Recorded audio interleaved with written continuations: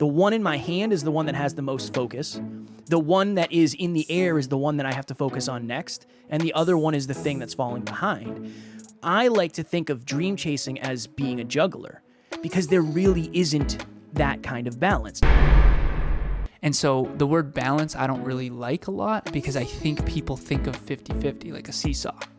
When in reality, 20% of R&R for me is 3.2 hours in a 16-hour day. That is not balanced because it's only 20%, but that's more than enough for me. Next Level Nation, welcome back to another very special, as always, episode of Next Level University, where we teach you how to level up your life, your love, your health, and your wealth. We hope you enjoyed our latest episode, number 1154, Dealing with Judgment Sucks. Today, for episode number 1155, Can You Have Balance as a Dream Chaser? Happy Monday. So one of the things that we always want to do, and we pride ourselves on, is taking you behind the scenes of what's actually happening in our lives. And that's one of my favorite parts of what we do, and it's definitely my favorite part of the amazing community we have because Alan and I both feel safe doing that. So when did we have this conversation? Do you remember? I don't even know what day it is right now.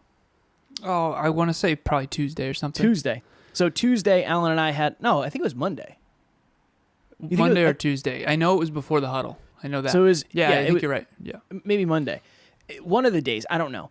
I told Alan, I said, hey, can we change our schedules? Or is there any way I can change my schedule without jeffing you, without jeffing the team, without jeffing the business? Because I'm not getting enough time with Taryn.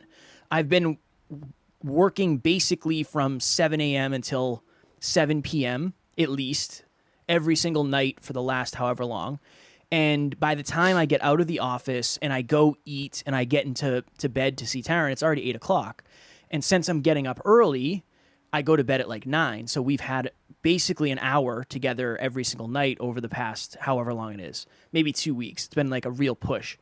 And you and I were talking about that.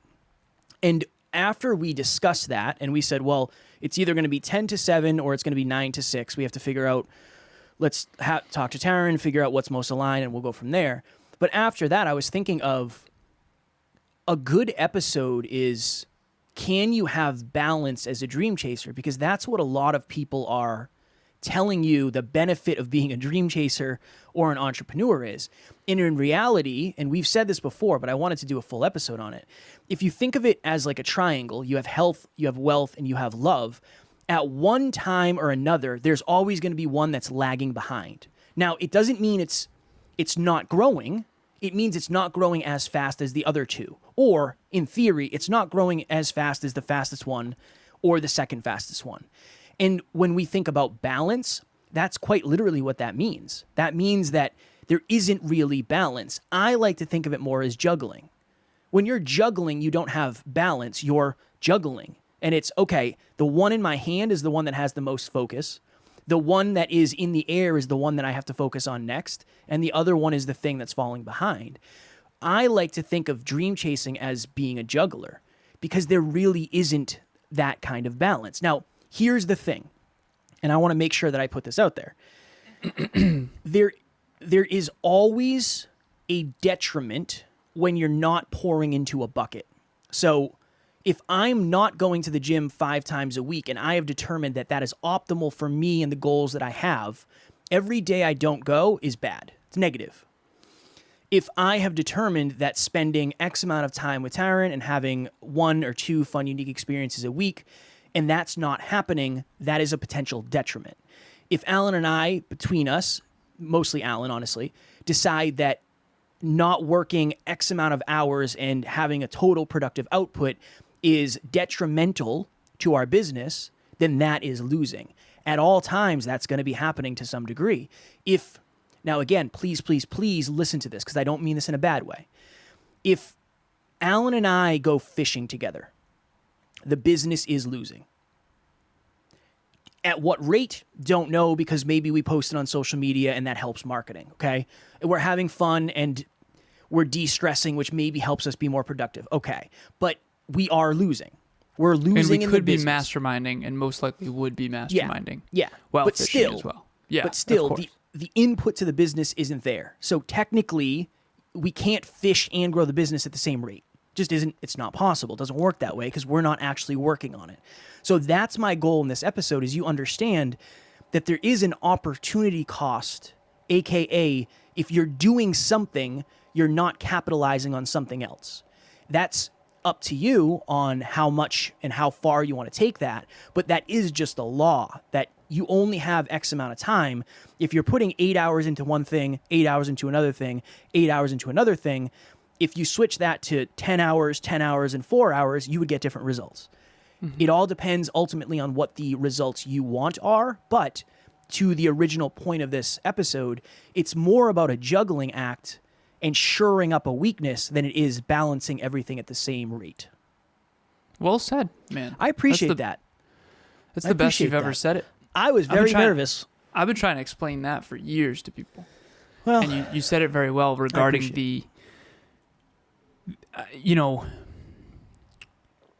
and first of all, when we are fishing, at least one of us is building. I knew it. I knew it. I've offended him personally. I shouldn't have said anything about fishing. When we are fishing, I'm building self-esteem because I'm catching more fish, which is really quite good for the business, I think. That's a fact. No, but opportunity cost is really the way in which successful people tend to think.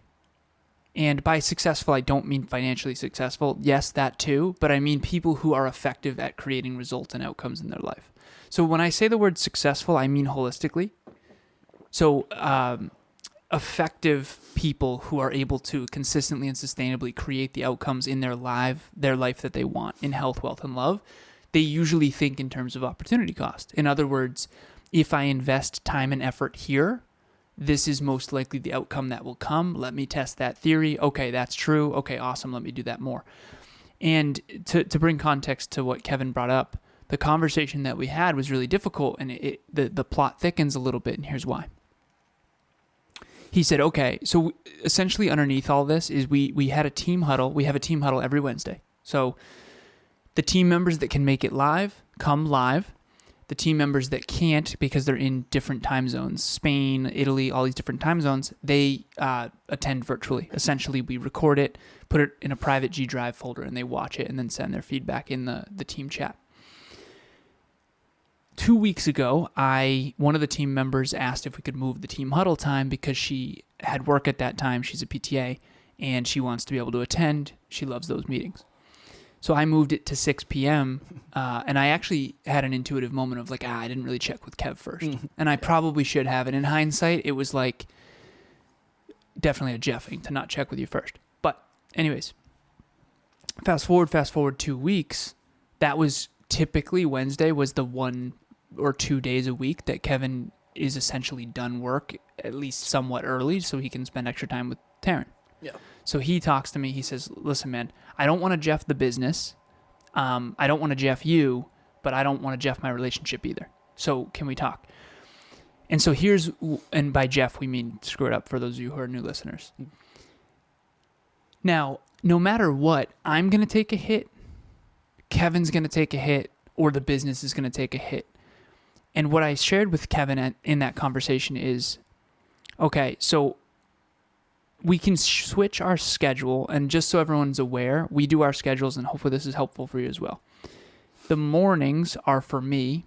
The afternoon / early evening is for service. So the first third is for him and I, back office work. Second third is for front-facing service. Third is for fitness, food, and family.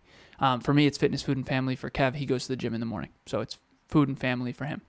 Family being pets and our intimate relationships. Okay. So we can switch from, right now we're running 10 to 8. So my schedule is 10 a.m. to 8 p.m. for the front-facing piece. His is currently, I think, 10 a.m. to 7 p.m. Yes.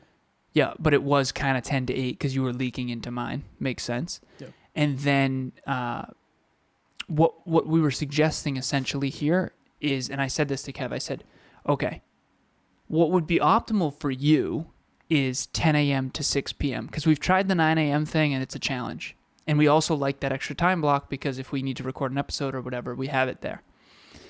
So he's like, no, I don't want to do the 9 a.m. thing again. I really like the back office stuff. And so what's optimal for Kevin, what's optimal for me, and then what's optimal for the business. So I said, what's optimal for me is 10 to 8, genuinely.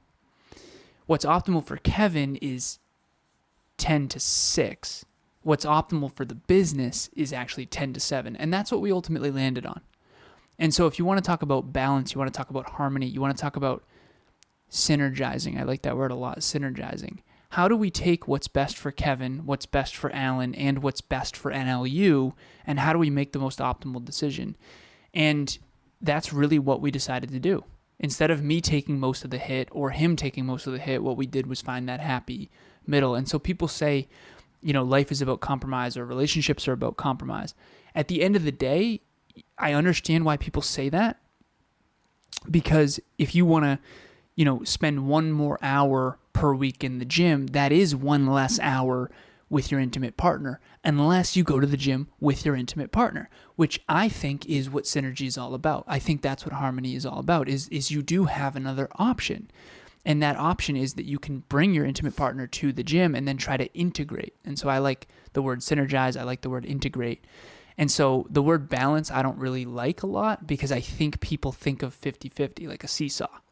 When in reality, 20% of R&R for me is 3.2 hours in a 16-hour day. That is not balanced because it's only 20%, but that's more than enough for me.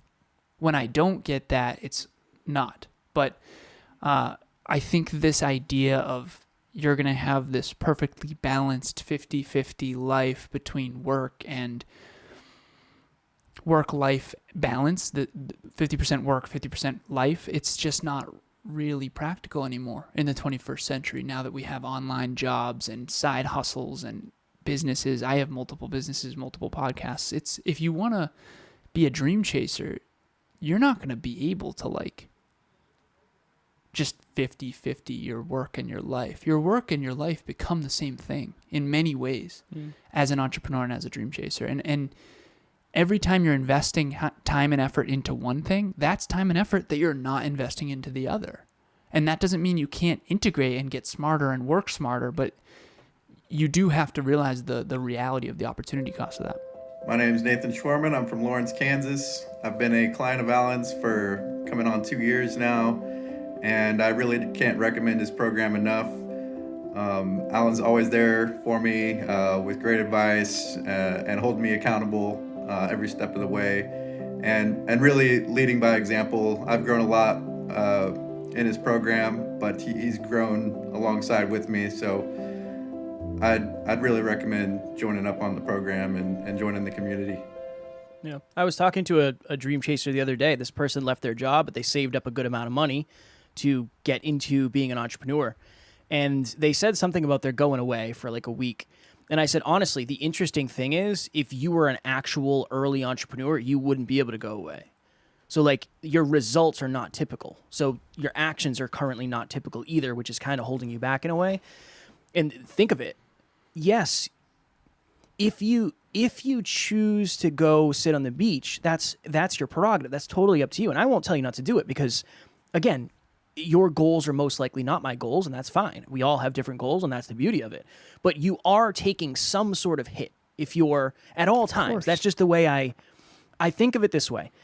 There's 3 buttons. You have a button in your living room, you have a button in your bathroom, and you have a button in your bedroom. You can only put your hand on one button at a time. And when you take your hand off the button, that time stops, and then you go put your hand on another button.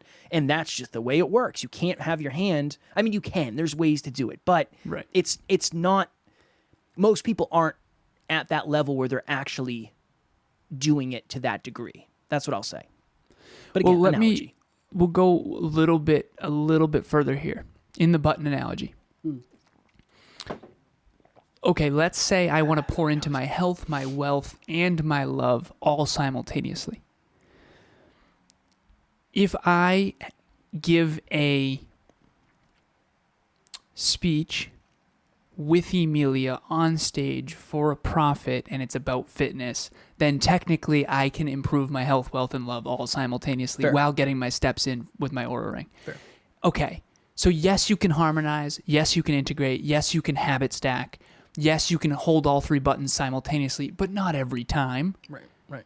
That requires getting a speech that's profitable with Emilia.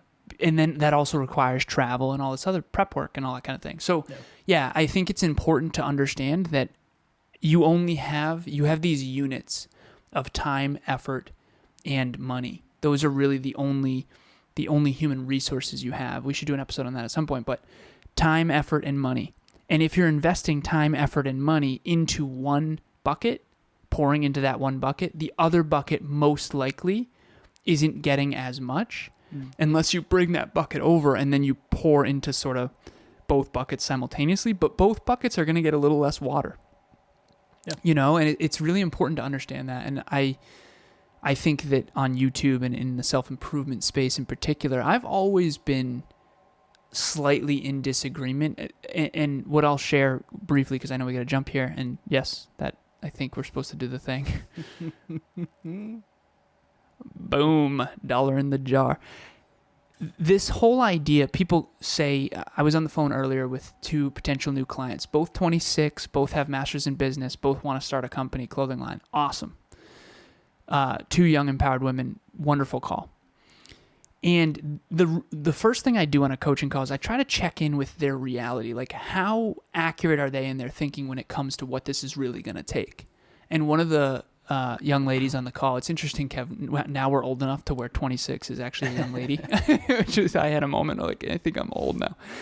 But to be 34 this week. But anyways, so she said something along the lines, I know we're not going to make money for like a couple of years. I was like, well, you're going to be fine.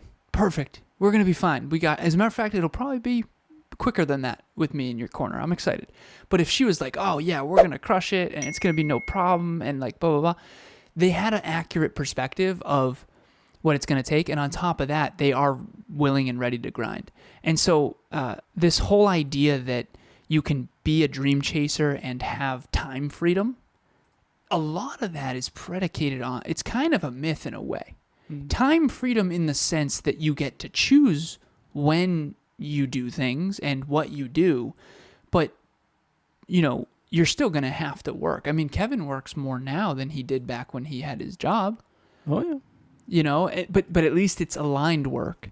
And I think that when people say, yeah, like I heard a guy on Instagram earlier saying about how you can make $10,000 per speech, and with a 15-minute speech, if you have an hour-long speech, your speech is too long. Yeah, one of those circus barkers just talking about how he spoke at all these places, blah, blah, blah, blah. He's trying to condense a 15-year speaking journey into one Instagram video to sell a product. And again, maybe it's good, who knows. But the point is you have to look a little bit deeper and pull back the curtain of like, all right, if I want eventually to have time freedom, I have to invest more time and effort now in the right things. And something is always taking a hit, to your original point. There's always something that takes a hit because we all have the same amount of time. 24 hours a day. That's it. Yeah, 100%. I'm glad we did this one because I want to do episodes that are current for us. Like for me right now, that's kind of the balance, right? And the gym's been a struggle. It's been business. It's been business over everything. Everything else has kind of been, I won't say crashing and burning, but not getting the attention that I'd like it to. And that's, you have a conversation, and to Alan's point, yes, my time freedom is I get to put my time where I want. It doesn't mean I have more time or I'm working any less. So I think that's an interesting, important perspective. Next level nation, as you know, Alan and I were both raised by single parents, and that is a cause that is near and dear to our heart. So we are having our second event for the Next Level Hope Foundation on December 18th. We are renting out the YMCA in Worcester, and we are going to have an event where there are children of single parents as well as their parents that come, and we're going to host them. We're going to have games. We're going to give away a gift to each child that attends. It's not Christmas themed. It's holiday themed, so it can be inclusive. If you are in the Worcester area and you are a single parent with a little one or several little ones, please come. We would love to have you. If you would like to donate, we will have the link in the show notes to the landing page. Any amount counts, and Alan and I are matching donations up to, what, $500? $500, yep. $500. So we will match donations, and Alan and I will be there. We will be jolly, and any of your help is greatly appreciated. Yeah, it's going to be an awesome day. The link in the show notes is actually to a landing page that you have two different buttons. One is you can donate if you're not local, and if you are local and you know of another single parent with little ones, please invite them as well. And there's an RSVP section, and you get to pick which gift your kid would want, and you get to surprise them. I think there's soccer ball on there. It's fitness oriented. So yeah, check out the landing page at very least, please. And any little bit helps. I don't care if it's $10. Like, every little bit helps. Next Level Nation tomorrow for episode number 1156, last week's live podcast. How often do you celebrate yourself? I enjoyed that one very much. As always, we love you, appreciate you, grateful for each and every one of you. And at NLU, we do not have fans, we have family. We will talk to you all tomorrow. Please reach out.